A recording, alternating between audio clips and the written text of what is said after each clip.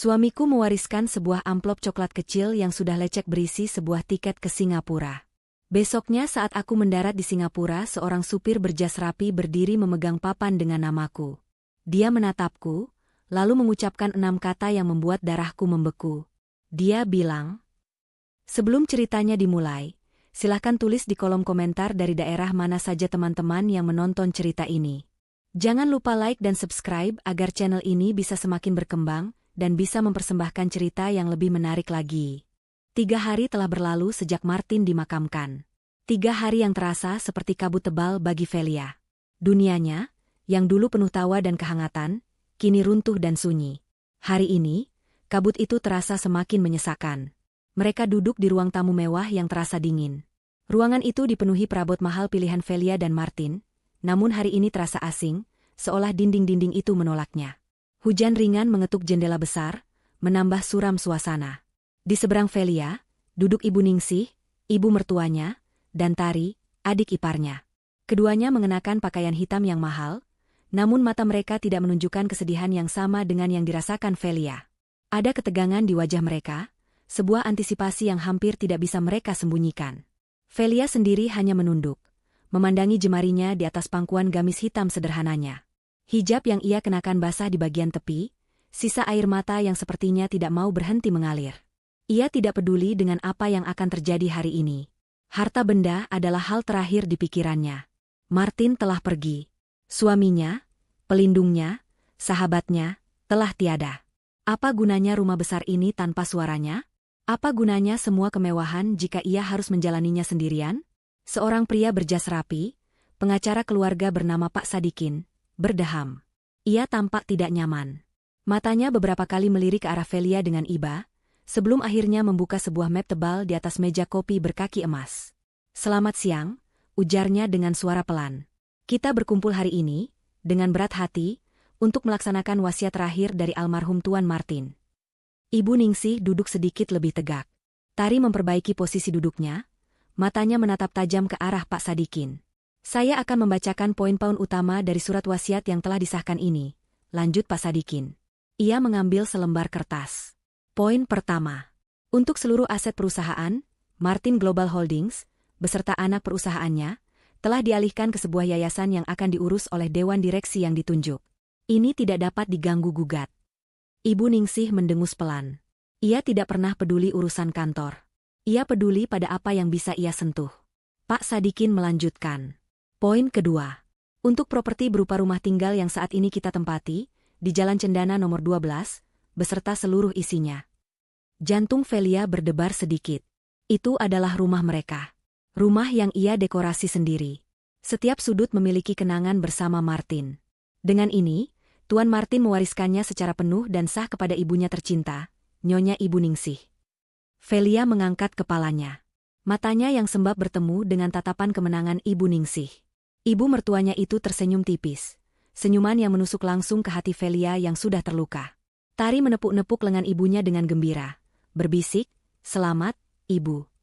Velia menunduk lagi. Ia merasa mual. Martin memberikan rumah ini pada ibunya? Rumah mereka? Ini tidak mungkin. Martin tahu bagaimana perlakuan ibunya pada Velia selama ini. Martin tahu betapa Ibu Ningsih membencinya. Kenapa Martin melakukan ini? Poin ketiga, kata Pak Sadikin, suaranya terdengar semakin berat. Untuk simpanan uang tunai atas nama pribadi Tuan Martin di bank lokal, dengan total nilai 750 juta rupiah.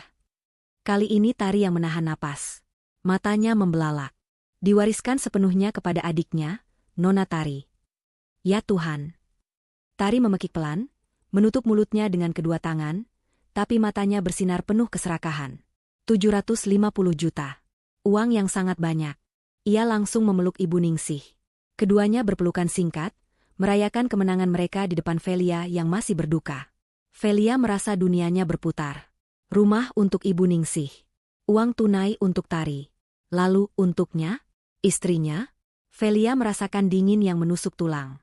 Apakah Martin benar-benar tidak meninggalkan apapun untuknya?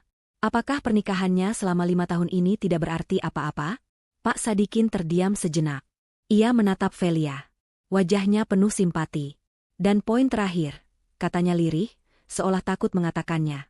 Untuk istri saya tercinta, Velia. Velia menahan napas. Ibu Ningsih dan Tari berhenti merayakan. Mereka menoleh, ingin tahu apa lagi yang akan didapat wanita yang mereka benci itu. Pak Sadikin meraih sesuatu dari dalam tas kerjanya. Bukan map tebal. Bukan kunci brankas. Bukan sertifikat. Itu adalah sebuah amplop coklat kecil. Amplop yang sudah lecek, kusam, dan terlihat kotor. Amplop yang biasa dipakai untuk mengirim surat lamaran kerja murahan. Tuan Martin hanya mewariskan ini untuk Anda, Nyonya Velia.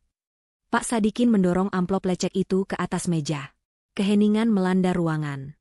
Velia menatap amplop itu. Ibu Ningsih dan Tari saling berpandangan, lalu ekspresi mereka berubah dari tegang menjadi geli. Tangan Velia bergetar hebat saat ia meraih amplop itu. Terasa tipis. Sangat ringan. Ia membukanya dengan susah payah. Di dalamnya tidak ada cek.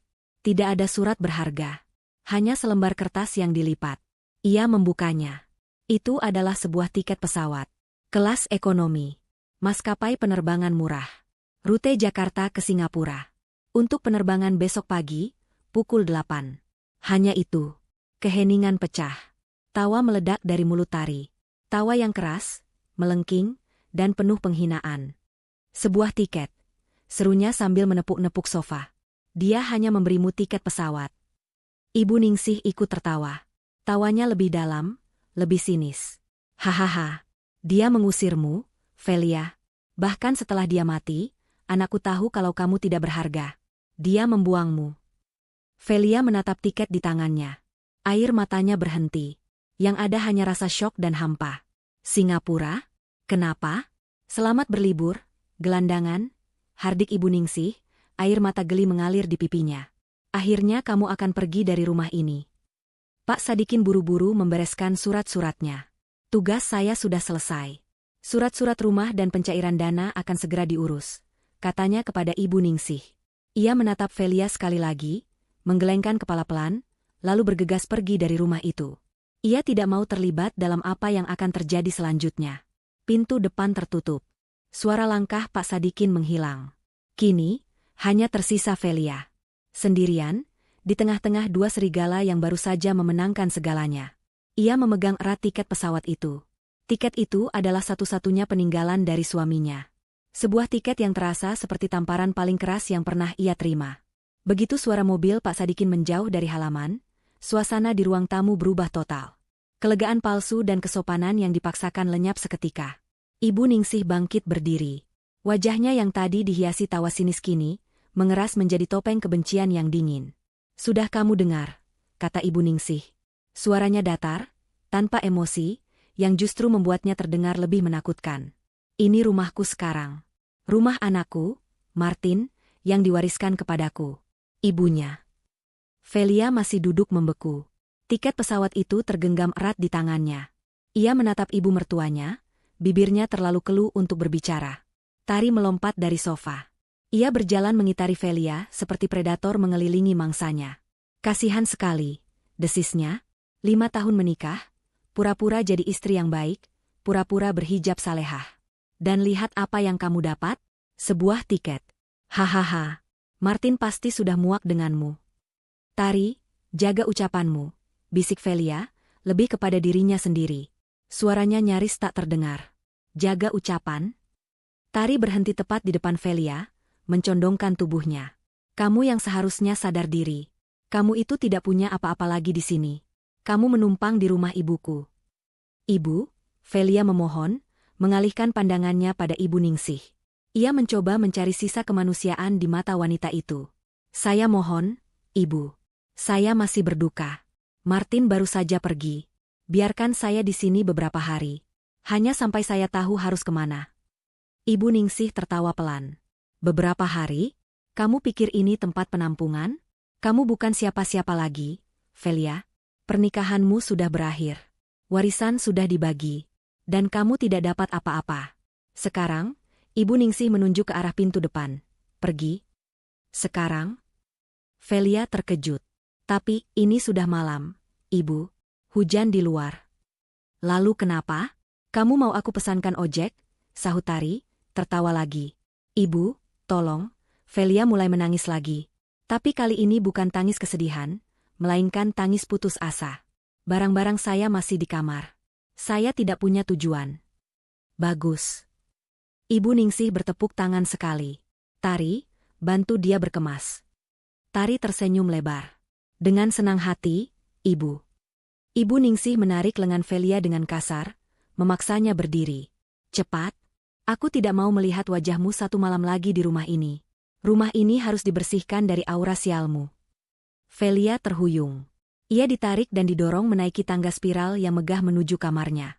Kamar mereka. Kamar yang penuh kenangan dengan Martin. Tari membuka pintu kamar dengan kasar. Ayo, ambil barang-barangmu.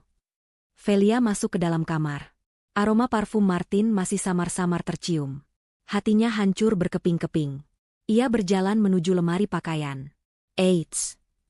Tari menahannya. Jangan buka lemari itu. Itu isinya baju-baju mahal yang dibelikan Martin.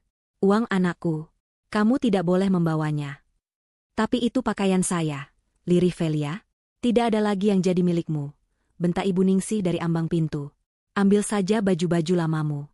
Baju-baju gembel yang kamu bawa waktu pertama kali datang ke sini. Tari berjalan ke sudut ruangan, mengambil sebuah koper kecil yang sudah berdebu. Koper yang dibawa Velia dari kampungnya 5 tahun lalu. Ia melemparkannya ke lantai di depan Velia. Pakai ini. Cepat. Velia, dengan air mata mengalir deras, terpaksa berjongkok. Ia membuka laci paling bawah, tempat ia menyimpan beberapa baju rumah sederhana dan pakaian lamanya. Ia memasukkannya asal-asalan ke dalam koper. Ia mengambil mukena dan Al-Quran kecil pemberian Martin di hari ulang tahunnya. Itu mau dibawa juga? Tanya Tari sinis. Ini pemberian Martin, kata Velia tegas, memeluk Al-Quran itu di dadanya. Terserahlah. Cepat. Velia mencoba mengambil bingkai foto di atas meja nakas. Foto pernikahannya. Ia dan Martin tersenyum bahagia. Tinggalkan, teriak Ibu Ningsih. Itu anakku. Kamu tidak berhak atas fotonya. Tari merebut bingkai foto itu dari tangan Velia dan membantingnya ke lantai. Kaca pecah berantakan. Tidak, jerit Velia. Pergi. Pergi sekarang. Ibu Ningsih menariknya keluar kamar. Tari mendorong koper kecil itu menyusul di belakang. Mereka menyeret Velia menuruni tangga. Para asisten rumah tangga bersembunyi di area dapur, menatap ngeri tapi tidak berani berbuat apa-apa. Mereka tahu siapa penguasa baru di rumah itu. Velia didorong sampai ke pintu depan. Hujan di luar semakin deras, disertai angin kencang. Ibu, Tari, jangan lakukan ini, Velia memohon untuk terakhir kalinya. Tari membuka pintu depan. Angin dan percikan air hujan langsung menerpa wajah Velia.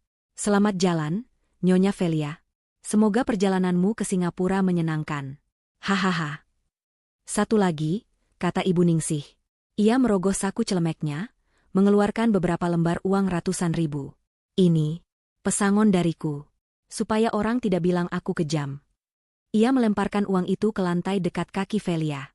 Uang itu basah terkena percikan hujan. Velia menatap uang itu, lalu menatap wajah Ibu Ningsih dan Tari. Penghinaan ini lebih menyakitkan daripada kehilangan harta. Ia tidak mengambil uang itu. Ambil kopermu, dan pergi. Ibu Ningsih mendorong Velia dengan sekuat tenaga, hingga ia jatuh tersungkur di teras yang basah. Kopernya dilempar menyusul. Pintu besar itu dibanting hingga tertutup. Suara kunci diputar dari dalam terdengar sangat jelas. Velia terdiam di teras yang dingin. Hujan deras mengguyurnya, membuat hijab dan pakaiannya basah kuyup dalam hitungan detik. Ia menatap pintu kayu jati yang kokoh itu. Di baliknya adalah rumahnya, kehidupannya, kenangannya. Kini semua tertutup untuknya. Dari jendela ruang tamu, ia bisa melihat siluet Ibu Ningsih dan Tari. Mereka tertawa. Mereka mengangkat gelas, mungkin bersulang merayakan kemenangan mereka. Rasa sakit, dingin, dan putus asa melanda Velia. Ia benar-benar sendirian. Dibuang, diusir, dan dihina. Ia menangis sejadi-jadinya di bawah guyuran hujan. Ia memukul-mukul dadanya yang sesak. Martin, kenapa? Martin, kenapa kamu tinggalkan aku seperti ini? Setelah beberapa menit, ia sadar. Menangis di sini tidak ada gunanya. Ia akan mati kedinginan. Ia bangkit dengan tubuh gemetar. Ia mengambil kopernya. Ia merogoh saku gamisnya. Amplop coklat lecek itu masih di sana. Basah, tapi tiket di dalamnya masih aman. Penerbangan jam 8 pagi. Ia tidak punya pilihan lain. Ia tidak punya siapa-siapa lagi di Jakarta. Satu-satunya petunjuk, satu-satunya peninggalan Martin, adalah tiket itu. Dengan langkah berat, Velia menyeret kopernya. Ia berjalan keluar dari gerbang megah rumah yang pernah menjadi istananya. Ia berjalan di tengah hujan deras, menuju jalan raya yang gelap. Ia harus mencari taksi. Ia harus bertahan hidup malam ini. Dan besok, ia akan terbang ke Singapura, menuju takdir yang sama sekali tidak ia mengerti. Taksi yang akhirnya berhenti untuk Velia di pinggir jalan raya itu, dikemudikan oleh seorang bapak tua yang baik hati. Ia menatap Velia, basah kuyup dengan satu koper kecil, dengan tatapan iba. "Mau kemana, Non?" tanyanya pelan, seolah takut menyakiti perasaan Velia. "Ke bandara, Pak." "Soekarno-Hatta," jawab Velia lirih. Suaranya serak. Sepanjang perjalanan, Velia hanya diam. Ia menatap tetesan air hujan yang berlomba di kaca jendela, namun pikirannya melayang jauh. Bapak sopir itu beberapa kali meliriknya dari kaca spion, ingin bertanya, tapi urung. Ia hanya menyalakan radio yang melantunkan lagu-lagu sedih, yang ironisnya, justru semakin merobek hati Velia. Ia tidak punya uang untuk menyewa hotel. Uang yang dilemparkan Ibu Ningsih tadi, ia biarkan tergeletak di teras. Ia hanya punya sedikit sisa uang di dompetnya, cukup untuk taksi dan mungkin sebotol air minum. Ia memutuskan akan menghabiskan sisa malam itu di bandara. Setibanya di bandara, ia membayar taksi dan berjalan gontai menuju terminal keberangkatan. Bandara di dini hari itu sepi, hanya ada beberapa calon penumpang yang tertidur di kursi-kursi tunggu. Velia mencari musola. Ia perlu membersihkan diri. Ia perlu sholat. Di kamar mandi musola, ia membasuh wajahnya. Air wudhu yang dingin terasa menampar kesadarannya. Ia menatap pantulan dirinya di cermin. Seorang wanita dengan mata bengkak, hijab lepek, dan ekspresi hilang. Ini bukan Velia yang dikenal orang. Bukan Nyonya Martin yang elegan, yang selalu tersenyum ramah di acara-acara perusahaan suaminya.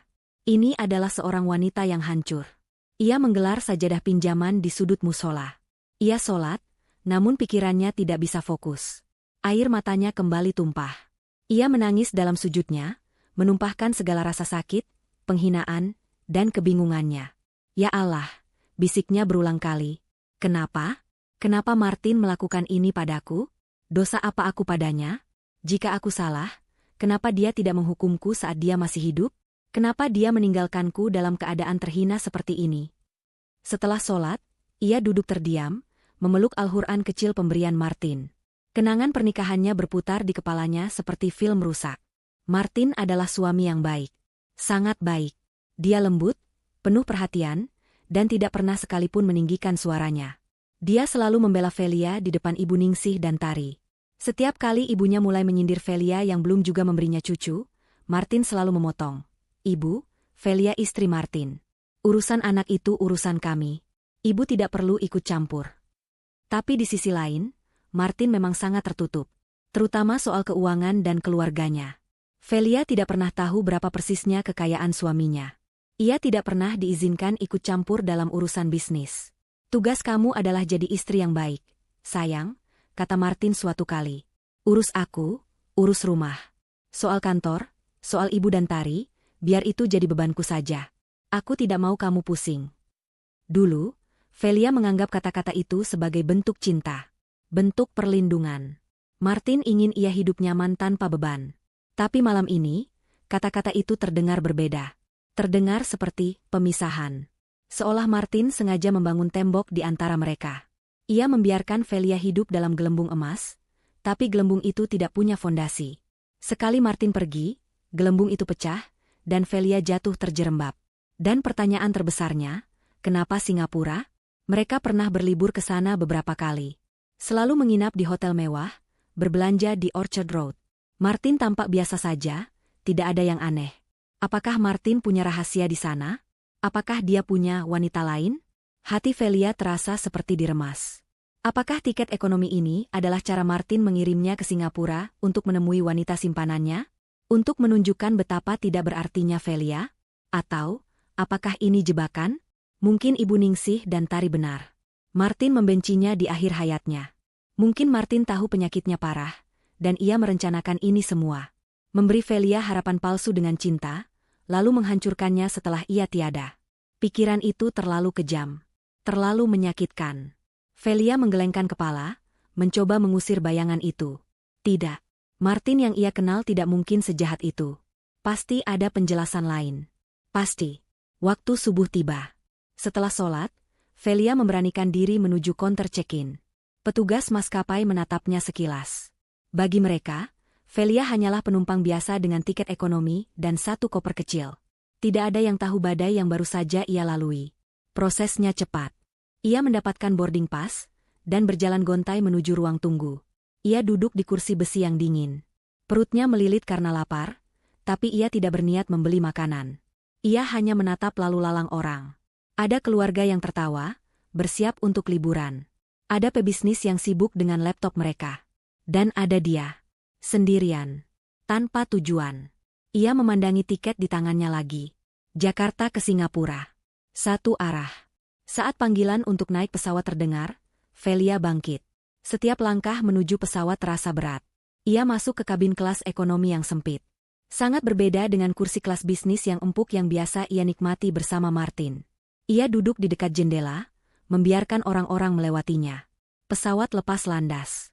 Velia menatap keluar jendela, melihat lampu-lampu Jakarta yang perlahan mengecil dan menghilang di balik awan. Selamat tinggal, Jakarta. Selamat tinggal, kehidupanku. Ia memejamkan mata. Ia terlalu lelah untuk menangis. Ia hanya merasakan kehampaan yang luar biasa. Penerbangan 2 jam itu terasa seperti selamanya. Ia tidak bisa tidur. Ia tidak bisa makan sarapan roti yang ditawarkan pramugari. Pikirannya buntu. Ia hanya menggenggam erat amplop coklat lecek itu di pangkuannya. Satu-satunya peninggalan Martin.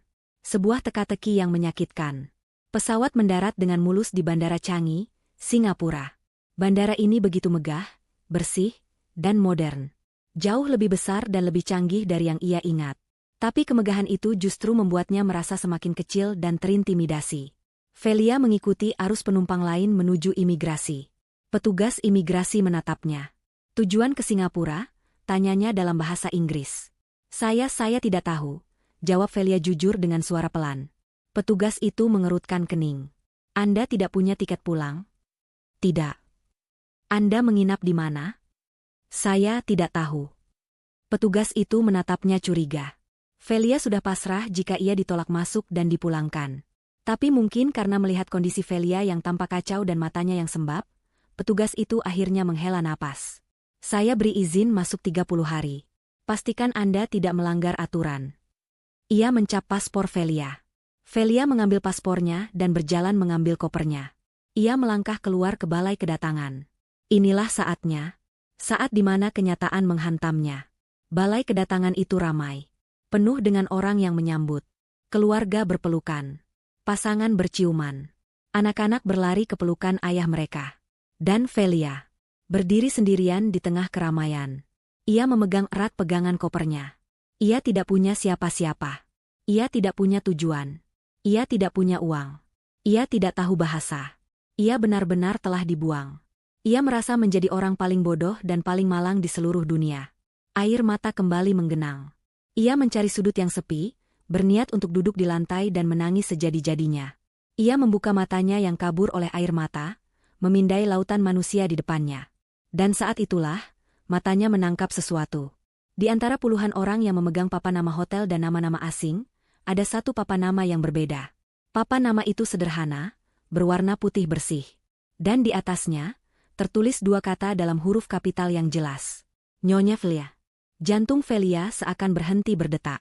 Ia mengerjapkan matanya, mengira air mata telah mengaburkan pandangannya. Ia mengusap matanya dengan punggung tangan dan melihat lagi. Papan nama itu masih di sana. Dipegang oleh seorang pria parubaya, berwajah oriental, yang mengenakan setelan jas hitam yang sangat rapi dan dasi perak. Pria itu berdiri dengan tenang, tidak berteriak seperti supir taksi, hanya dia memindai kerumunan dengan tatapan tajam namun sabar. Nyonya Velia. Namanya. Pikiran Velia langsung berkecamuk. Ini pasti kesalahan. Mustahil. Siapa yang akan menjemputnya? Mungkin ada Nyonya Velia lain di pesawat yang sama. Ya, itu pasti. Ia adalah Velia, seorang gelandangan yang baru saja diusir. Bukan, Nyonya, yang pantas dijemput oleh supir berjas mahal seperti itu. Ia menundukkan kepala, memegang kopernya lebih erat, dan bersiap untuk berjalan melewatinya. Ia akan mencari toilet dan mencoba menenangkan diri. Tapi saat ia berjalan, matanya tanpa sadar melirik pria itu lagi. Dan pada saat yang bersamaan, mata pria itu terkunci padanya. Pria itu tidak tersenyum, tapi tatapannya seolah berkata, "Saya tahu itu Anda." Velia berhenti melangkah. Jarak mereka hanya sekitar 10 meter. Pria itu sedikit mengangguk ke arahnya, sebuah isyarat ajakan yang sopan. Velia ragu. Kakinya terasa seperti terpaku di lantai. Apa yang harus ia lakukan? Bagaimana jika dia salah orang? Tapi bagaimana jika ini nyata? Ia tidak punya pilihan lain. Ia tidak punya apa-apa lagi untuk dipertaruhkan. Dengan sisa keberanian yang ia miliki, ia melangkah pelan mendekati pria itu. Setiap langkah terasa seperti 1 kilometer. Jantungnya berdebar sangat kencang, hingga ia bisa mendengarnya di telinganya sendiri.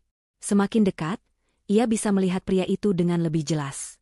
Wajahnya bersih, rambutnya disisir rapi ke belakang, dan ia memakai sarung tangan kulit tipis berwarna hitam. Ketika Velia berdiri tepat di depannya, ia harus mendongak sedikit untuk menatap pria itu. "Permisi, Tuan," kata Velia dengan suara gemetar. "Nama saya Velia. Apakah Anda mencari saya?" Pria itu menatap Velia selama sepersekian detik. Tatapannya seolah menilai, namun tidak menghakimi. Lalu, dengan gerakan yang luwes, ia membungkukkan badannya dalam-dalam. Sebuah gestur penghormatan yang membuat Velia terkejut. "Selamat datang di Singapura, Nyonya Velia," kata pria itu.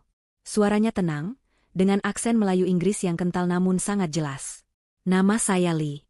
Saya adalah supir pribadi Anda." Otak Velia tidak bisa memproses informasi itu. Supir pribadi? Kata-kata itu terdengar sangat absurd di telinganya. "Supir? Tuan, saya rasa ada kesalahan besar." Velia berkata cepat, mundur selangkah. Saya tidak memesan supir.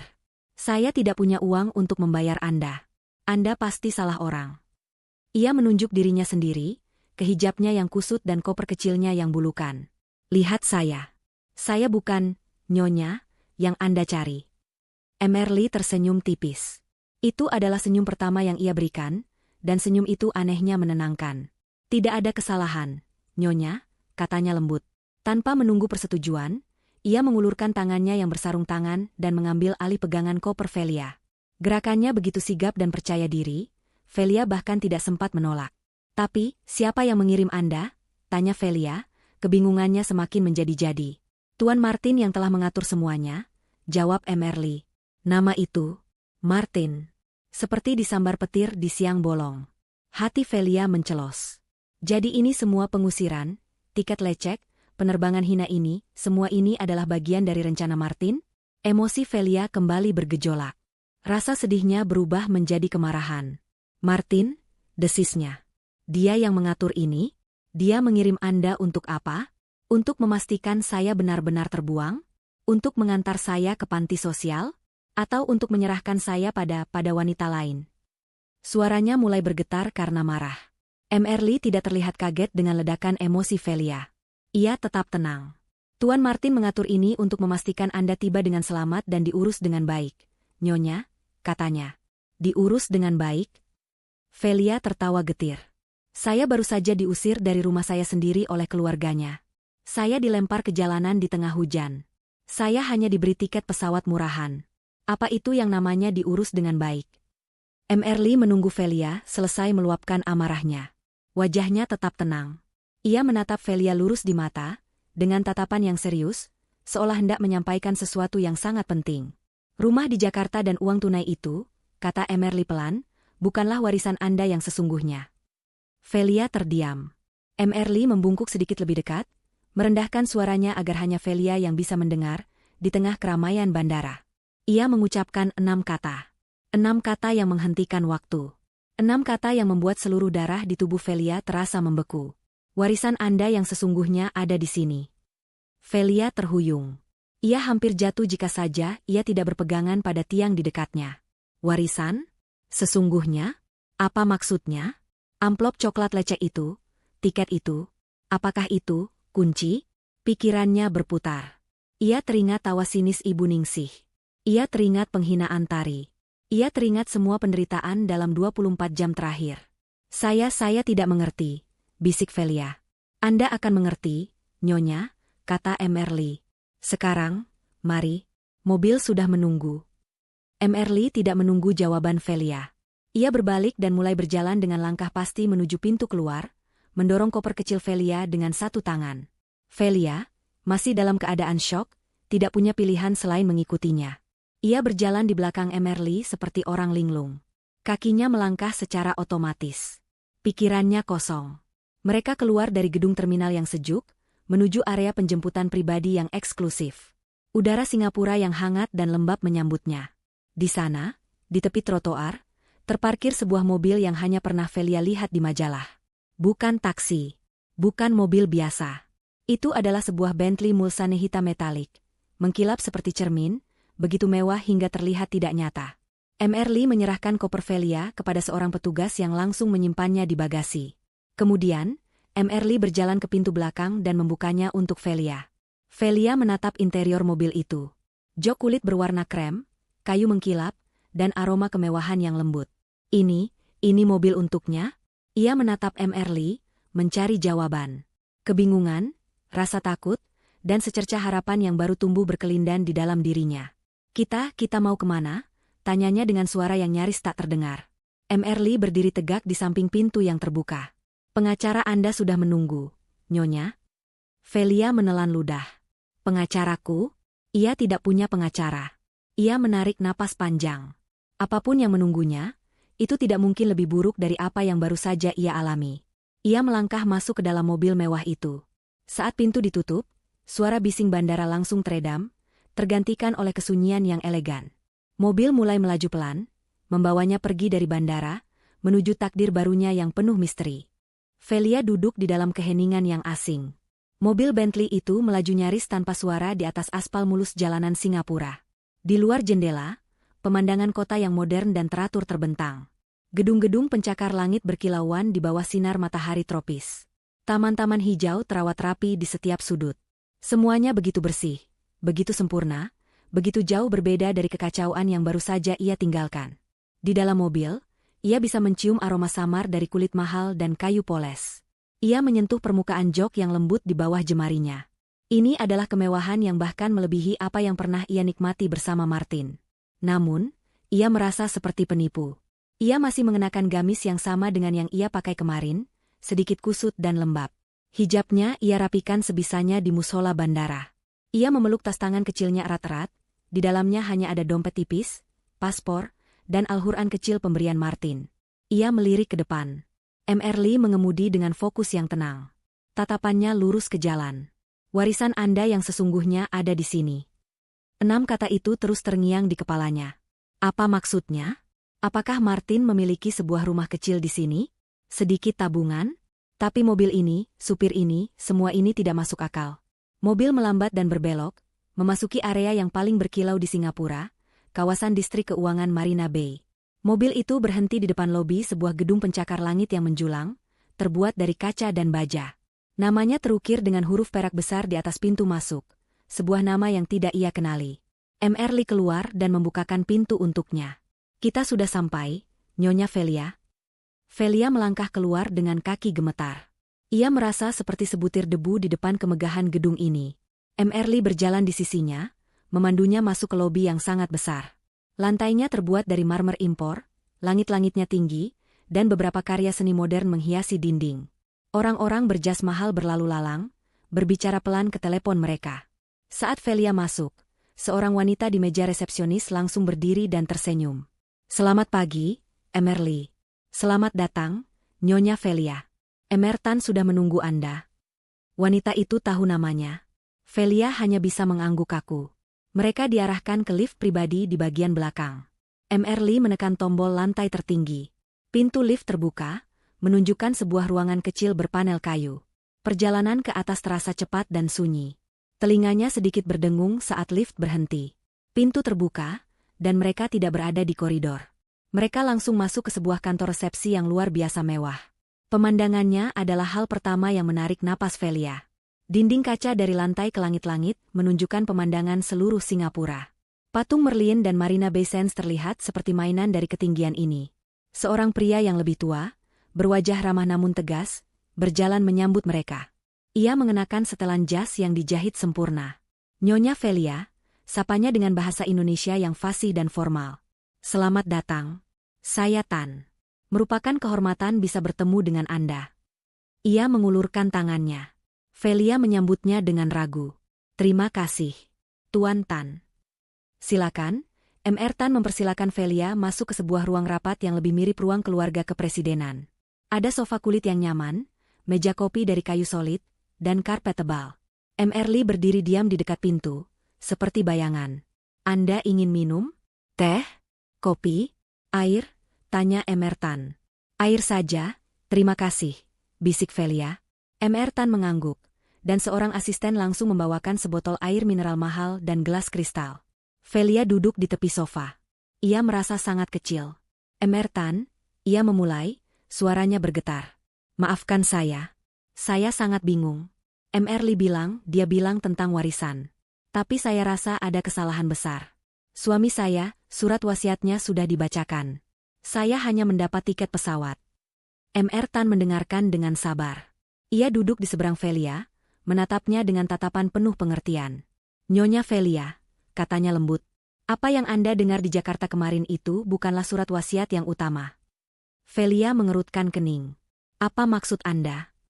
Tuan Martin adalah pria yang sangat cerdas. Dan sangat tertutup, jelas Mr. Tan. Dia tahu keluarganya dengan sangat baik. Karena itu, selama bertahun-tahun, beliau membangun kehidupannya yang lain. Kehidupan finansialnya yang sesungguhnya. Mr. Tan mengambil sebuah map tebal dari meja di sampingnya. Ia meletakkannya di depan Velia. Tuan Martin memiliki sebuah perusahaan induk swasta yang terdaftar di Singapura. Namanya, Martin Global Holdings. Velia menggeleng. Saya tidak pernah dengar nama itu. Tentu saja tidak, kata Mr. Tan. Tuan Martin memastikannya. Perusahaan ini adalah pemilik sebenarnya dari semua aset Tuan Martin di luar Indonesia.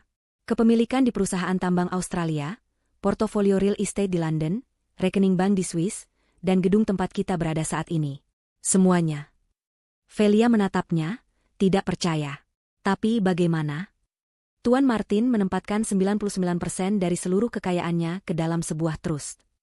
Mr. Tan menjelaskan dengan sederhana. Anggap saja ini sebuah brankas raksasa. Selama beliau hidup, beliau yang memegang kuncinya. Tapi beliau sudah membuat aturan yang sangat jelas. Aturan hukum yang tidak bisa dibatalkan. Jantung Velia berdebar begitu kencang hingga ia merasa sesak napas.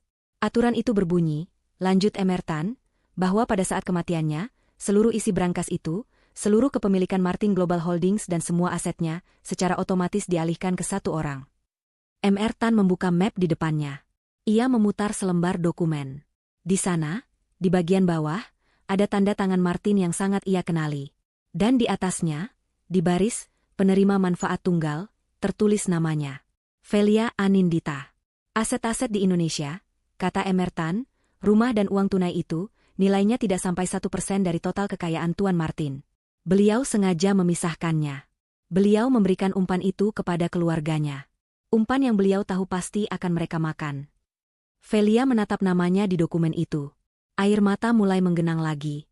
Ini terlalu besar. Terlalu banyak. Saya tidak mengerti. Kenapa? Kenapa dia melakukan ini? Kenapa dia merahasiakannya? Kenapa dia membiarkan saya dihina seperti itu? Wajah Mr. Tan melembut. Nyonya Velia, Tuan Martin sangat mencintai Anda. Dia melakukan ini semua justru untuk melindungi Anda. Dia tahu, jika dia memberitahu Anda saat dia masih hidup, keluarganya akan membuat hidup Anda seperti neraka untuk merebutnya. Dan dia tahu Anda memiliki hati yang terlalu baik. Dia tidak ingin Anda berdebat dengan mereka. Dia tidak ingin Anda bertengkar, kata Mr. Tan. Dia ingin Anda bebas. Mr. Tan menatap Velia dalam-dalam. Tiket pesawat itu, katanya, adalah ujiannya. Sebuah sinyal. Tuan Martin berkata kepada saya, jika Velia yang datang ke Changi sendirian hanya dengan tiket itu, artinya dia telah melewati ujian. Dia bebas. Dan dia siap. Velia akhirnya menangis. Menangis terseduh-seduh. Semua rasa sakit, penghinaan, dan kebingungan perlahan-lahan tergantikan oleh gelombang pemahaman yang menyakitkan sekaligus mengharukan. Martin tidak membuangnya. Martin menyelamatkannya. Tuan Martin tahu Anda pasti akan memiliki banyak pertanyaan, kata Mr. Tan, setelah memberi Velia waktu sejenak untuk menenangkan diri. Ia bangkit dan berjalan ke arah dinding di belakangnya, yang ternyata adalah sebuah layar video berteknologi tinggi. Beliau tahu Anda tidak akan percaya begitu saja pada saya, seorang pengacara asing. Mr. Tan mengambil sebuah remote. Karena itu, beliau meninggalkan satu hal terakhir untuk Anda. Ia menekan sebuah tombol. Layar besar itu menyala. Sebuah pesan. Layar itu menyala, menampilkan gambar yang jernih. Di sana, duduk di sebuah kursi kantor yang tampak nyaman, adalah Martin. Suaminya. Jantung Velia serasa diremas. Martin di layar itu tampak lebih sehat. Mungkin video ini direkam beberapa bulan sebelum penyakitnya merenggutnya. Dia mengenakan kemeja polo sederhana, rambutnya disisir rapi, dan dia tersenyum. Senyum lembut yang selalu membuat Velia merasa aman. Velia menahan napas. Tangannya terangkat menutup mulutnya. Martin di layar itu berdeham. Dia terlihat sedikit gugup, seolah sedang berbicara dengan Velia secara langsung. Sayang. Martin memulai. Suaranya. Velia memejamkan mata sejenak, membiarkan suara itu meresap ke dalam jiwanya. Veliaku. Jika kamu sedang menonton video ini, itu artinya aku sudah pergi. Martin berhenti sejenak, menelan ludah. Dan itu juga artinya, kamu berhasil. Kamu sampai di Singapura. Kamu bertemu Mr. Tan. Kamu lulus ujian. Air mata Velia langsung mengalir deras. Maafkan aku, sayang, lanjut Martin, tatapannya menembus layar. Maafkan aku karena menyimpan rahasia sebesar ini darimu. Aku tahu, beberapa hari terakhir ini pasti sangat berat untukmu. Aku tahu kamu pasti merasa aku mengkhianatimu. Martin menunduk sejenak, mengumpulkan pikirannya. Aku harus melakukannya, Velia. Kamu harus percaya padaku. Aku melakukannya untuk melindungimu. Kamu tahu keluargaku, katanya. Kamu tahu ibuku seperti apa. Kamu tahu Tari. Mereka dibutakan oleh keserakahan. Sejak ayahku meninggal, aku melihat bagaimana harta bisa menghancurkan keluarga. Aku bersumpah, aku tidak akan membiarkan itu terjadi pada apa yang aku bangun. Dan aku tidak akan membiarkan itu terjadi padamu. Martin bersandar. Aku tahu ibuku. Yang dia inginkan hanyalah status. Rumah besar di cendana itu adalah simbol statusnya. Jadi, aku berikan itu padanya. Aku tahu Tari. Yang dia inginkan hanyalah uang tunai, uang cepat untuk pamer. Jadi, aku berikan itu padanya. Aku sengaja memberikan itu pada mereka, Velia, kata Martin dengan suara tegas. Itu bukan warisan. Itu adalah bayaran. Bayaran agar mereka melepaskanmu. Bayaran atas semua tahun-tahun di mana mereka menyakitimu secara diam-diam. Aku ingin mereka sibuk dengan mainan baru mereka, sehingga mereka tidak mengikutimu. Sehingga mereka tidak mengejarmu. Aku harus tahu, kata Martin, matanya berkaca-kaca. Aku harus tahu bahwa kamu akan percaya padaku. Bahkan ketika semuanya terlihat gelap. Dia menunjuk ke arah kamera. Amplop coklat lecek itu. Tiket kelas ekonomi itu. Itu adalah tes terakhirku untukmu.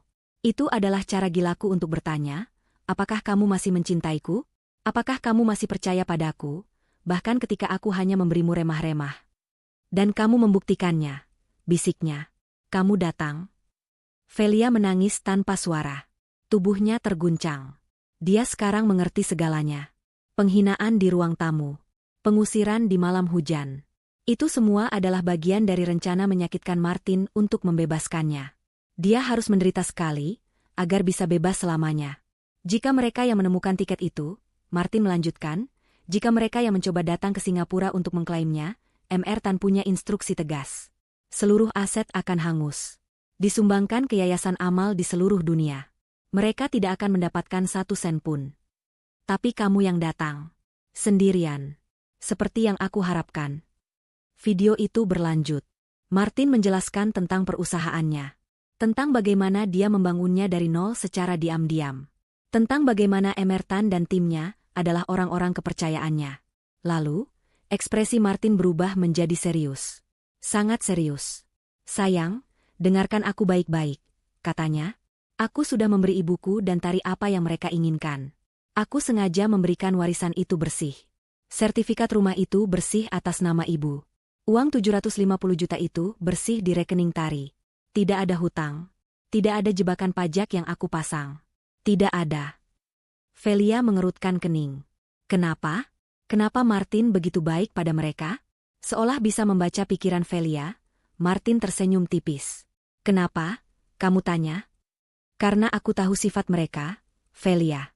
Aku kenal mereka lebih baik dari siapapun. Uang sebesar apapun tidak akan pernah cukup untuk mereka. Keserakahan mereka tidak ada batasnya.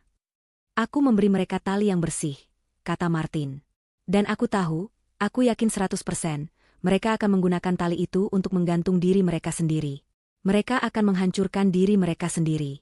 Keserakahan mereka akan membutakan mereka. Dan saat itu terjadi, kamu akan melihat karma yang sesungguhnya. Tanpa perlu kamu mengotori tanganmu. Itu adalah kata-kata terakhir yang menakutkan sekaligus brilian. Sebuah ramalan dari suaminya. Senyum Martin kembali melembut. Harta ini semua milikmu sekarang, Velia. Gunakan. Tapi jangan biarkan itu menguasaimu. Ini bukan warisan yang sebenarnya. Warisan sebenarnya yang ingin aku berikan padamu adalah kebebasanmu. Hiduplah, sayang. Suaranya mulai serak karena emosi. Hiduplah untuk dirimu sendiri. Jangan lagi menunduk. Jangan lagi merasa takut. Kamu adalah wanita yang kuat, jauh lebih kuat dari yang kamu kira. Sekarang, berdirilah tegak. Jadilah ratu atas hidupmu sendiri. Maafkan aku harus pergi. Tapi aku akan selalu menjagamu dari sini. Aku mencintaimu, Velia Anindita. Selalu. Gambar di layar membeku pada senyum terakhir Martin, lalu perlahan menghitam. Keheningan total memenuhi ruangan. Yang terdengar hanyalah isak tangis Velia yang kini bercampur dengan rasa lega, cinta, dan duka yang mendalam. Mr. Tan dengan diam meletakkan sekotak tisu di meja di depan Velia. Mr. Lee masih berdiri di sudut, tidak bergerak, menghormati momen pribadi itu. Setelah beberapa menit, Velia akhirnya mengangkat kepalanya. Ia mengusap air matanya. Hijabnya basah, tapi matanya tidak lagi menunjukkan kebingungan. Tidak lagi menunjukkan ketakutan. Matanya kini menunjukkan sesuatu yang baru. Sesuatu yang keras. Tekad. Dia menatap Mr. Tan. Apa yang harus saya lakukan sekarang? Tanyanya. Suaranya masih bergetar, tapi tidak ada lagi keraguan di dalamnya. Mr. Tan tersenyum untuk pertama kalinya. Senyum yang tulus dan penuh hormat. Sekarang, Nyonya Velia, katanya sambil mengambil setumpuk dokumen baru. Kita mulai bekerja. Anda adalah pimpinan baru dari Martin Global Holdings. Dan kami punya sangat banyak hal untuk dilaporkan kepada Anda. Jauh di Jakarta, di rumah megah yang kini menjadi milik Ibu Ningsih, sebuah pesta besar sedang berlangsung. Ini bukan pesta duka. Ini adalah pesta perayaan kebebasan dan kekayaan baru. Ibu Ningsih telah menunggu momen ini seumur hidupnya. Akhirnya, ia adalah nyonya besar seutuhnya, bukan hanya ibu dari pemilik rumah. Tari, dengan rekening 750 juta rupiah di tangannya, telah menjadi sosialita instan. Mereka mengundang semua kenalan mereka. Teman-teman arisan Ibu Ningsih yang dulu sering menyindirnya, kini datang dengan senyum paling manis. Teman-teman Tari, yang dulu hanya menganggapnya sebagai adik Martin, kini mengelilinginya seperti semut mengerubungi gula. Musik berdentum keras. Makanan mahal berjejer di meja prasmanan. Ibu Ningsih berjalan di antara tamu-tamunya, dagunya terangkat tinggi. Ia mengenakan kebaya baru bertabur payet yang berkilauan. Ya, terima kasih, katanya kepada seorang tamu yang memujinya. Akhirnya rumah ini kembali ke tangan yang berhak. Martin, anakku itu, tahu betul siapa yang paling menyayanginya. Lalu, kemana Velia, Bu En? Tanya seorang tamu, berbisik. Ibu Ningsih langsung memasang wajah sedih yang dibuat-buat. Ah, jangan bicarakan dia. Kasihan, katanya, suaranya sengaja dikeraskan agar meja di sebelahnya mendengar. Begitu tahu dia tidak dapat apa-apa, dia langsung kabur. Pagi-pagi sekali. Malu, mungkin. Saya sudah bilang, jadi istri itu harus tulus. Jangan cuma mengincar harta. Lihat, kan? Martin tahu mana Intan, mana kerikil. Tari, di sudut lain, menjadi pusat perhatian. Ia memamerkan tas tangan kulit buaya baru yang harganya 100 juta. 750 juta itu baru permulaan, katanya, tertawa melengking. Ini baru uang jajan dari Mas Martin. Velia? Hahaha. Dia cuma dapat tiket pesawat. Tahu? Tiket ekonomi. Mungkin sekarang dia jadi gelandangan di Singapura. Kasihan, ya. Makanya, jadi orang jangan sok suci. Pesta itu adalah puncak arogansi mereka. Mereka merasa tak terkalahkan. Dunia ada di genggaman mereka. Minggu-minggu berikutnya diisi dengan belanja gila-gilaan. Rumah itu direnovasi. Ibu Ningsih mengganti semua perabot yang dipilih Velia dengan perabot baru bergaya emas dan beludru, yang menurutnya lebih mencerminkan statusnya. Sofa minimalis elegan diganti dengan sofa ukiran Jepara berlapis emas. Lukisan-lukisan abstrak diganti dengan potret besar dirinya dan Martin. Tari jauh lebih parah. Uang 750 juta terasa seperti tidak ada habisnya. Ia membeli mobil sport merah, meski ia tidak terlalu bisa menyetir. Ia menghabiskan ratusan juta untuk perhiasan berlian. Ia mentraktir teman-temannya setiap malam di klub dan restoran paling mahal. Dalam waktu kurang dari sebulan, rekeningnya sudah berkurang lebih dari setengahnya. Dan seperti yang diramalkan Martin, uang itu mulai terasa tidak cukup. Tari mulai panik. Ia sudah terbiasa hidup mewah dalam sebulan terakhir. Ia tidak mau kembali menjadi biasa saja. Ia harus mendapatkan lebih banyak uang. Ia harus membuktikan bahwa ia lebih hebat dari Velia, lebih hebat dari siapapun. Kesempatan itu datang di sebuah salon kelas atas, tempat Tari melakukan perawatan mingguan. Seorang pria berpenampilan sangat necis, dengan jam tangan berkilauan dan setelan yang dijahit sempurna, duduk di sebelahnya. Pria itu memperlakukan para staf salon dengan sangat ramah namun berwibawa. Tari meliriknya, tertarik. Pria itu menoleh dan tersenyum. "Anda Nona Tari, kan? Adiknya almarhum Martin?" Tari terkejut. "Iya, benar. Anda siapa?" "Perkenalkan," pria itu mengulurkan tangan. "Orang-orang memanggil saya Rian. Saya rekan bisnis lama Martin." Turut berduka cita. Tari langsung merasa tersanjung. "Oh, ya, terima kasih. Saya dengar Anda dan Ibu Ningsih sekarang yang mengurus warisan Martin di sini," kata Rian, suaranya pelan dan penuh konspirasi. "Martin orang hebat. Dia punya banyak sekali investasi yang tidak diketahui orang." Mata Tari berbinar. "Investasi?" Rian tersenyum. "Martin pernah cerita, dia berencana membangun resort eksklusif di wilayah ibu kota baru. Lahannya sudah ada. Sangat strategis. Sayang sekali, beliau keburu dipanggil Tuhan." Rian menghela napas. Proyek ini sekarang terbengkalai. Padahal, jika ada yang mau menyuntikkan dana segar, keuntungannya bisa 10 kali lipat dalam 6 bulan. Dijamin? Jantung Tari berdebar kencang. 10 kali lipat. Jika ia menginvestasikan sisa uangnya, katakanlah 300 juta, ia bisa dapat 3 miliar. Tapi, Rian menggelengkan kepala. Mencari investor yang punya visi seperti Martin itu susah. Apalagi proyek ini butuh modal cepat sekitar 5 miliar untuk mengamankan izin. 5 miliar. Gumam Tari. Ia melihat Rian, lalu melihat bayangan dirinya di cermin. Ia bisa jadi miliarder. "Saya sebenarnya sedang mencari mitra. Tapi lupakanlah. Nikmati perawatan Anda, Nona Tari." Rian hendak beranjak. "Tunggu," cegah Tari. Saya tertarik. Saya dan ibu saya. Kami punya modal." Rian menatapnya, seolah terkejut. "Anda serius? Ini investasi besar." "Kami punya rumah," kata Tari cepat. "Rumah Mas Martin. Kami bisa menjaminkannya." "Anda bilang 6 bulan, kan?" Rian tersenyum lebar. "Anda punya insting bisnis yang sama tajamnya dengan Martin, Nona Tari. Saya kagum." Malam itu, Tari pulang dengan semangat membara. Ia memaparkan rencananya pada Ibu Ningsih. Awalnya, Ibu Ningsih ragu. "Menjaminkan rumah ini? Tari, kamu gila? Ini satu-satunya rumah kita." "Ibu, ini bukan sembarang rumah." Tari membentak. "Ini rumah yang nilainya puluhan miliar. Kalau kita jaminkan, kita bisa dapat pinjaman 5 miliar. 5 miliar itu kita berikan ke Pak Rian. 6 bulan lagi, uang kita jadi 50 miliar. Bu, kita bisa beli 10 rumah seperti ini. Kita bisa beli pulau. Ibu tidak mau jadi orang terkaya di Jakarta." Mata Ibu Ningsih membelalak mendengar angka 50 miliar. Keraguannya goyah. "Tapi, teman Mas Martin, apa bisa dipercaya?" "Tentu saja. Dia tahu semua tentang Mas Martin. Dia tahu soal IKN. Ini kesempatan emas, Bu. Kalau kita tidak ambil, kita akan menyesal seumur hidup. Kita akan habiskan uang 750 juta itu dalam setahun, lalu kita jadi miskin lagi." Argumen itu mengena. Ketakutan menjadi miskin lagi, ditambah keserakahan akan kekayaan yang tak terbayangkan, mengalahkan akal sehat Ibu Ningsih. "Baik," kata Ibu Ningsih akhirnya. "Kita lakukan." Prosesnya berjalan sangat cepat. Rian, sang investor, mengurus semuanya. Ia membawa mereka ke notaris kenalannya. Ia menghubungkan mereka dengan bank swasta yang bersedia memberi pinjaman cepat dengan agunan sertifikat rumah. Seminggu kemudian, Tari mentransfer seluruh sisa uang warisannya, sekitar 300 juta, ke rekening Rian sebagai tanda jadi. Dan Ibu Ningsih menandatangani surat gadai rumah, memberikan pinjaman sebesar 5 miliar rupiah, yang juga langsung ditransfer ke rekening perusahaan Rian. Rian menjabat tangan mereka berdua.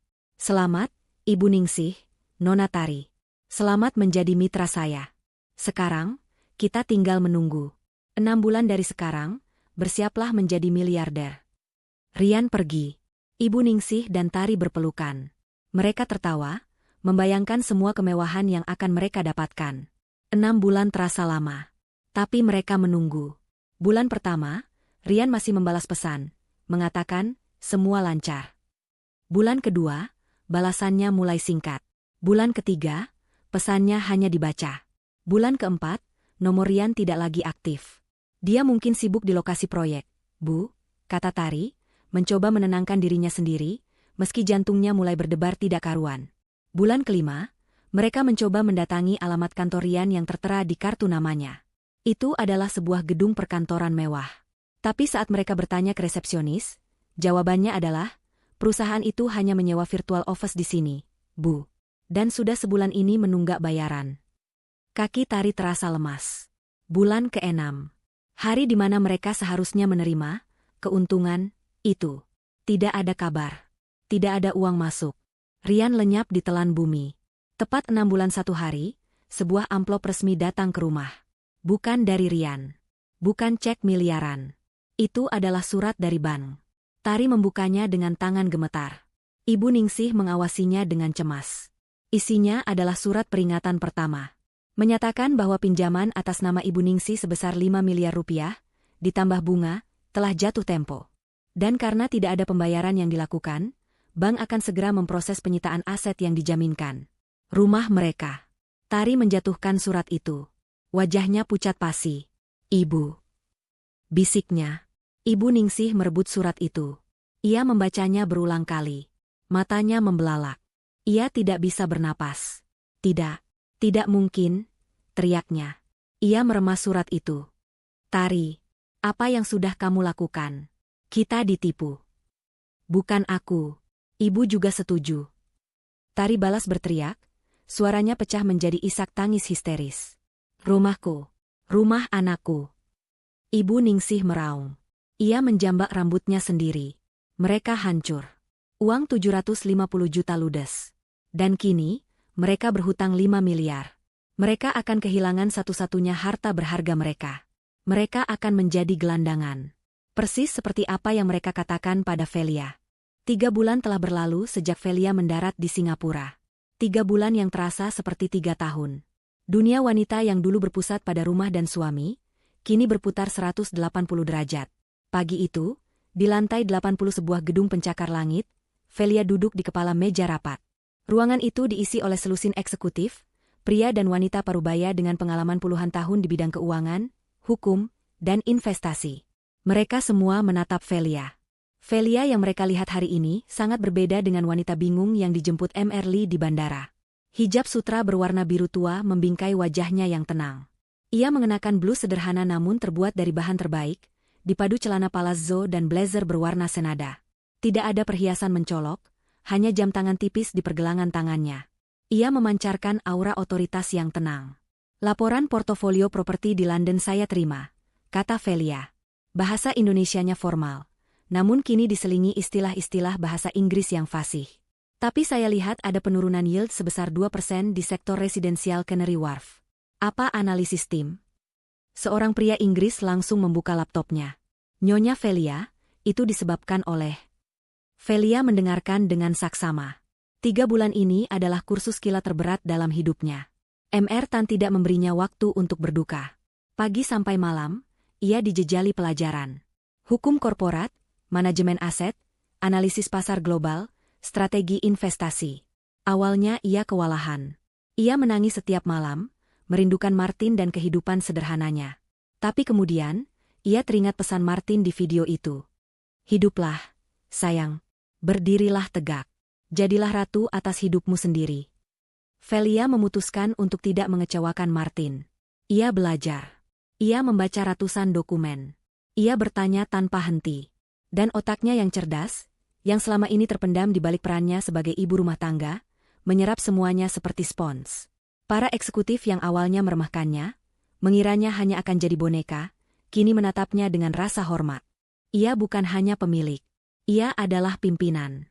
Saya ingin proposal divestasi untuk aset tersebut dalam 2 minggu, kata Velia tegas, setelah mendengar penjelasan. Alihkan dananya ke sektor renewable energy di Australia. Tuan Martin sudah merintisnya, saya ingin kita melanjutkannya. Baik, Nyonya, jawab mereka serempak. Rapat selesai. Para eksekutif membungkuk hormat saat Velia bangkit dan keluar ruangan, didampingi Emertan. Anda semakin menguasainya, Nyonya, kata Emertan, tersenyum bangga. Tuan Martin akan sangat bangga. Terima kasih, Emertan. Tapi saya masih harus banyak belajar, jawab Velia rendah hati. Saya akan kembali ke penthouse. Tolong kirimkan laporan keuangan kuartal ini ke email saya. Tentu. Velia tidak tinggal di hotel. Martin telah menyiapkan sebuah penthouse mewah untuknya di salah satu apartemen paling eksklusif di Singapura. Tempat itu tidak seperti rumah di Cendana yang penuh perabot berat dan ukiran. Tempat ini minimalis, elegan, dengan dinding kaca yang memperlihatkan pemandangan kota dan lautan. Ini adalah seleranya. Martin tahu persis apa yang ia sukai. Setibanya di sana, Velia melepas blazernya. Ia berjalan ke dinding kaca, menatap pemandangan Marina Bay Sands di kejauhan. Ia membuat secangkir teh dan duduk di sofa. Ia membuka Al-Quran kecil pemberian Martin. Benda itu selalu bersamanya. Ia mengaji beberapa ayat untuk menenangkan hatinya. Ia merindukan Martin. Tapi rasa sakitnya kini telah bercampur dengan rasa syukur yang dalam. Martin tidak meninggalkannya. Martin memberinya sayap. Saat ia sedang merenung, ponsel pribadinya berdering. Bukan ponsel kantor yang selalu sibuk, tapi ponsel lamanya yang ia bawa dari Jakarta. Nomornya tidak dikenal. Nomor Indonesia. Velia mengerutkan kening. Hanya segelintir orang yang tahu nomor ini. Ia ragu sejenak, lalu menekan tombol jawab. Halo? Keheningan sejenak. Lalu, yang terdengar adalah suara isak tangis yang histeris. Suara yang nyaris tidak ia kenali, tapi ia tidak mungkin lupa. Velia? Velia? Tari? Jawab Velia, suaranya datar. Velia. Ya Tuhan. Velia, tolong kami. Suara Tari pecah, penuh keputusasaan. Velia berdiri. Jantungnya berdebar pelan. Tolong apa? Tanyanya tenang. Kami ditipu. Uangnya habis.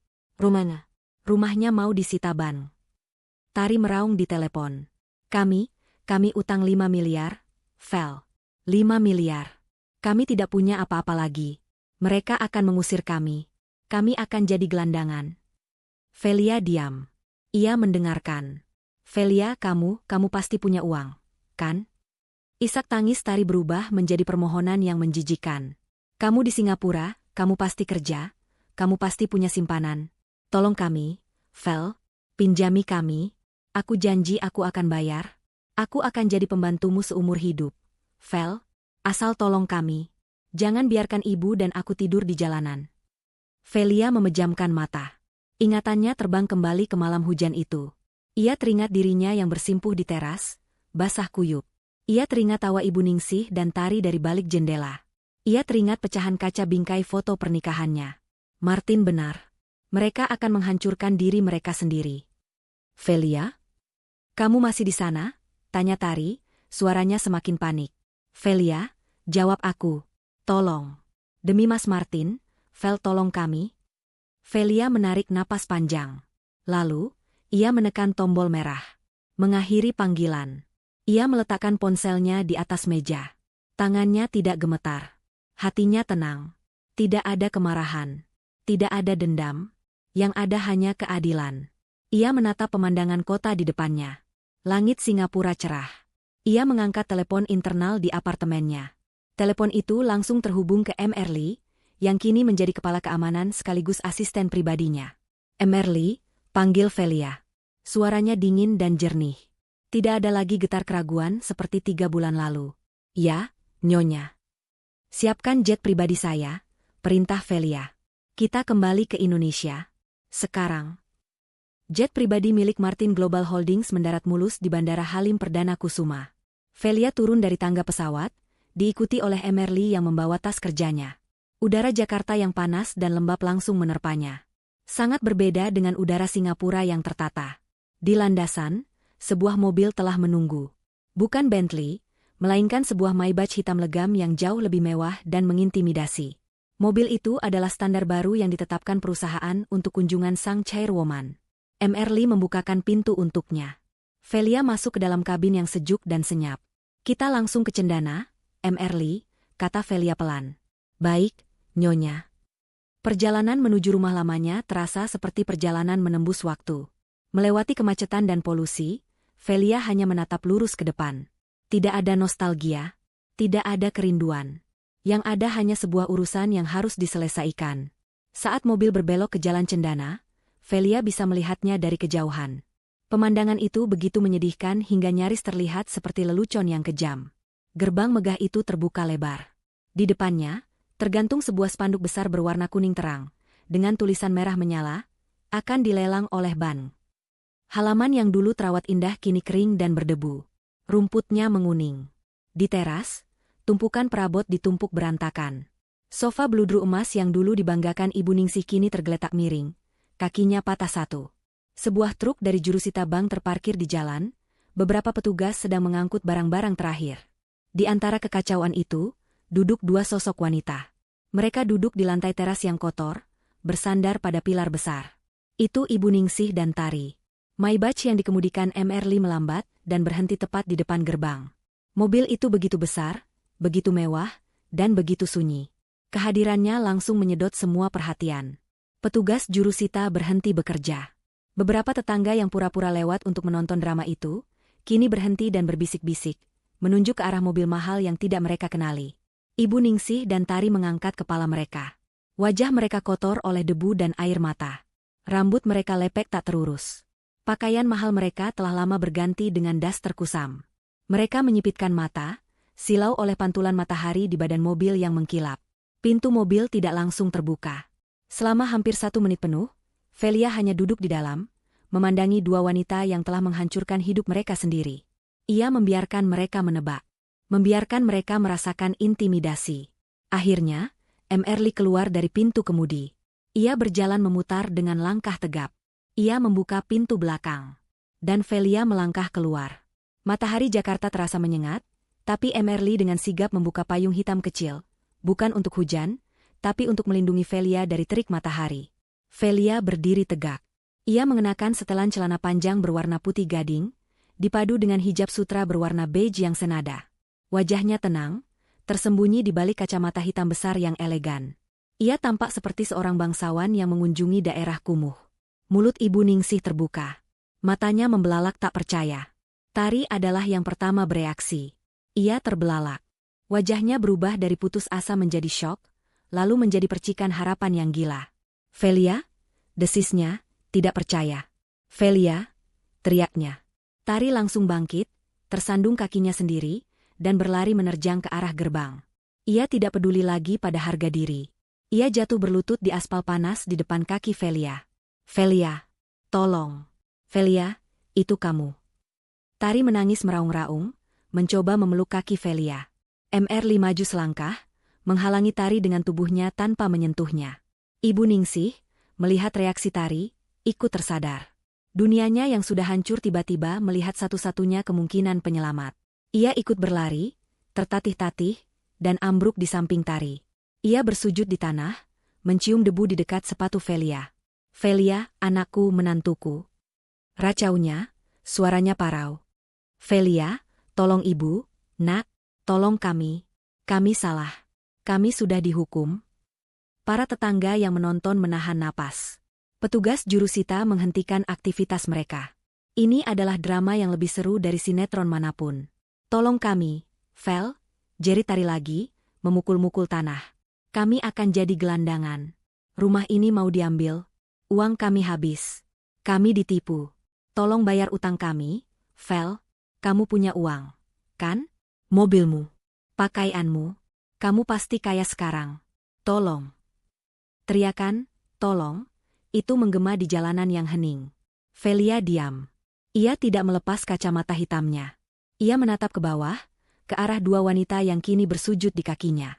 Pemandangan yang sangat kontras dengan malam hujan itu. Malam di mana ia yang diusir, ia yang memohon. "Ibu," kata Velia. Suaranya adalah yang pertama memecah keriuhan tangisan itu. Suaranya tenang, dingin, terdengar sangat jelas. "Tolong berdiri." Ibu Ningsih dan Tari mendongak. Wajah mereka basah oleh air mata, ingus, dan keringat. "Kamu punya uang, kan, Vel?" ulang Ibu Ningsih, suaranya bergetar hebat. "Ini rumah Martin. Ini rumah anakku. Kamu tidak mau rumah anakku diambil bank, kan? Tolong bayar, Vel. Nanti ibu akan berikan rumah ini untukmu." "Iya, untukmu. Asal kamu bayar utangnya." Velia tersenyum tipis di balik kacamatanya. Senyum yang tidak sampai ke hatinya. Ia maju selangkah, membuat kedua wanita itu mundur ketakutan. Ia menatap spanduk lelang itu, lalu menatap tumpukan perabot yang disita. Ia melihat ke arah teras, tempat di mana ia pernah tersungkur basah kuyup. "Rumah ini," kata Velia pelan. Suaranya begitu lirih, namun menusuk. "Rumah yang kalian pakai untuk mengusirku di malam hujan itu." Ibu Ningsih dan Tari terdiam. Pertanyaan itu, yang diucapkan dengan nada datar tanpa emosi, terasa lebih menampar daripada ribuan makian. Mereka menatap Velia. Wanita di depan mereka ini bukan lagi Velia yang mereka kenal. Bukan lagi menantu penurut yang bisa mereka hina. Di depan mereka adalah seorang ratu yang datang untuk membacakan vonis. Keheningan yang mengikuti pertanyaan Velia terasa berat, hanya diisi oleh suara isak tangis tertahan dari Tari dan napas berat Ibu Ningsih. Pertanyaan itu menggantung di udara panas Jakarta, mengekspos semua kebusukan mereka. "Velia, itu beda." Ibu Ningsih mencoba mencari alasan, suaranya gemetar. Ibu hilaf waktu itu. Ibu sedang sedih ditinggal Martin. Ibu tidak bermaksud." "Tidak bermaksud?" Velia akhirnya memotong. Ia melepas kacamata hitamnya. Matanya jernih, tajam, dan sama sekali tidak menunjukkan iba. Ia menatap lurus ke mata Ibu Ningsih. "Ibu tidak bermaksud saat tertawa ketika saya hanya mendapat amplop lecek? Ibu tidak bermaksud saat menyuruh Tari melempar koper saya? Ibu tidak bermaksud saat melempar uang pesangon ke lantai dan membanting pintu di depan wajah saya?" Setiap kata adalah tusukan. Ibu Ningsih mundur selangkah, seolah benar-benar tertusuk. "Kalian salah," lanjut Velia, suaranya tetap tenang. "Kalian pikir suami saya, Martin, bodoh? Kalian pikir dia tidak tahu sifat kalian?" Velia beralih menatap Tari, yang kini hanya bisa menangis diam, wajahnya ditutupi kedua tangan. "Suamiku memberikan apa yang paling kalian inginkan." "Ibu," katanya, kembali menatap Ibu Ningsih. "Ibu selalu menginginkan rumah ini. Ibu iri karena Martin memberikannya padaku. Jadi, Martin memberikannya pada ibu. Sepenuhnya. Bersih. Sertifikat atas nama ibu." Lalu ia menatap Tari. "Dan kamu, Tari. Kamu selalu ingin uang. Kamu selalu merasa berhak atas kerja keras kakakmu. Jadi, Martin memberimu uang. 750 juta. Uang tunai yang banyak." Velia berhenti sejenak, membiarkan kata-katanya meresap. "Dia memberikan kalian apa yang kalian puja. Rumah dan uang. Dia memberi kalian kesempatan. Dan aku." Velia menunjuk dirinya sendiri. "Aku, istrinya. Aku hanya mendapat amplop coklat kecil lecek. Aku hanya mendapat tiket pesawat kelas ekonomi." Ibu Ningsih dan Tari menangis semakin keras. Mereka akhirnya mengerti. Mereka menyadari kebodohan mereka yang tak terhingga. Mereka telah diberi berkah, namun keserakahan mereka mengubahnya menjadi kutukan. "Martin tahu," kata Velia. "Dia tahu kalian akan menghancurkan diri kalian sendiri. Dan kalian melakukannya. Kalian melakukannya lebih cepat dari yang aku duga. Kalian tidak ditipu oleh orang lain. Kalian ditipu oleh keserakahan kalian sendiri. Velia, ampuni kami." Ibu Ningsih merangkak, mencoba meraih kaki Velia lagi. "Tolong beri kami kesempatan kedua. Jangan biarkan kami mati di jalan." Velia mundur selangkah, menjaga jarak. "Kesempatan?" tanyanya. "Apakah kalian memberiku kesempatan malam itu? Kalian membuangku seperti sampah." Velia berbalik, membelakangi mereka. Ia menatap rumah yang pernah menjadi saksi cintanya dengan Martin. Kini, Rumah itu terlihat kotor dan ternoda oleh energi negatif penghuninya. Kalian sendiri yang menciptakan takdir ini, kata Velia. Ia berjalan menuju mobil. Ibu Ningsih dan Tari menjerit putus asa. Mereka mengira Velia akan pergi meninggalkan mereka begitu saja. Tidak. Velia. Jangan pergi. Velia berhenti di samping pintu mobil yang sudah dibukakan oleh Emerly. Ia tidak menoleh. Ia berbicara, suaranya cukup keras agar kedua wanita itu dan para petugas ban yang mengawasi bisa mendengarnya. Emerly. Ya, Nyonya. Hubungi pihak bank sekarang juga, perintah Velia. Saya akan beli rumah ini di pelelangan. Berapapun harganya. Saya bayar tunai hari ini. Petugas bank yang mendengar itu langsung terkejut dan bergegas mendekat. Wajah mereka berubah cerah. Ibu Ningsih dan Tari membeku. Lalu, wajah Ibu Ningsih berubah. Sebuah harapan baru yang gila kembali muncul. Velia, panggilnya, suaranya bergetar. Kamu membelinya? Untuk kami? Tari ikut mendongak. Kamu akan membiarkan kami tinggal di sini, kan, Vel?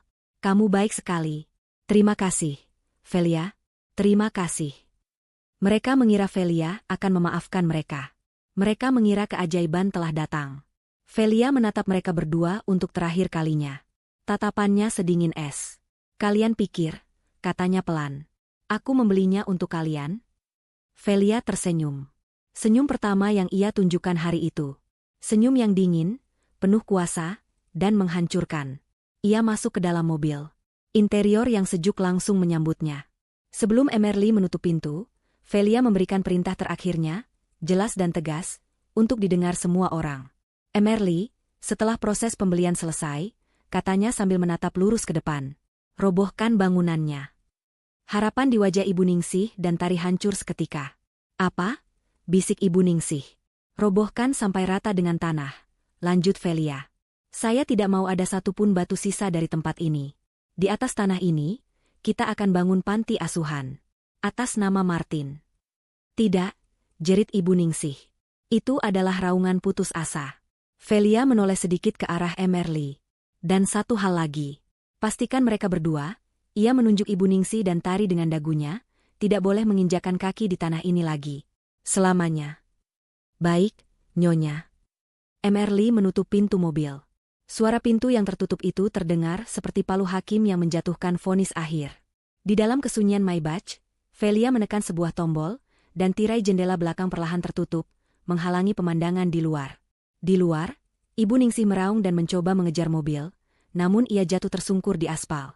Tari hanya duduk terpaku di tanah, menangis tanpa suara, tatapannya kosong. Mereka telah kehilangan segalanya. Karma telah datang dengan cara yang paling telak dan memuaskan. Mobil mewah itu melaju pelan, menjauhi jalan cendana. Velia bersandar di kursi yang empuk. Ia menatap lurus ke depan. Air mata mengalir di pipinya. Bukan air mata kesedihan. Bukan air mata kemarahan. Itu adalah air mata kelegaan. Air mata syukur. Ia telah bebas. Martin telah tenang. Ia mengambil ponselnya, bukan untuk menelepon, tapi untuk melihat foto suaminya. Sudah selesai, sayang, bisiknya. Sekarang, giliranku untuk hidup. Mobil melaju menuju bandara, membawanya pergi dari masa lalunya, menuju masa depan yang baru ia ciptakan sendiri. Suamiku mewariskan sebuah amplop coklat kecil yang sudah lecek